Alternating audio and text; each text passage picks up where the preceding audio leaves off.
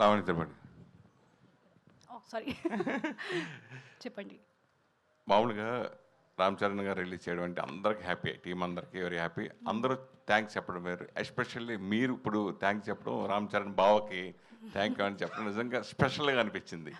అంటే తెలుగు సాంప్రదాయాలు, అంటే ఆ రిలేషన్షిప్లో అన్నయ్య అయితే అన్నయ్య అనవరతో, బావ అయితే బావని పెట్టడం. సో అవన్నీ మీరు ఆల్రెడీ నిమగ్నమై అయిపోయారు దీంట్లో, నేర్చుకోవడానికి ఇంట్లో అలా పిలుస్తూ ఉంటున్నారా? అవునండి.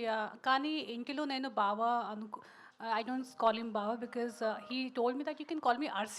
I gave him option. I'm like, what should I call you, Baba or RC? He's like, RC is fine.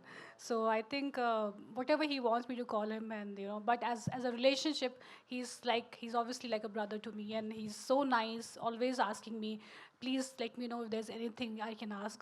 So he is a very very big help and a very big support for everyone in the family.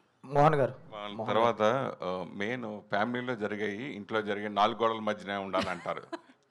So ఈ ట్రైలర్లో చూసినప్పుడు ఆ scene నేను follow చేస్తాను. ఇంటిలో జరిగిన విషయం ఇంటిలో ఉండాలి. It should not go out. Satya గారు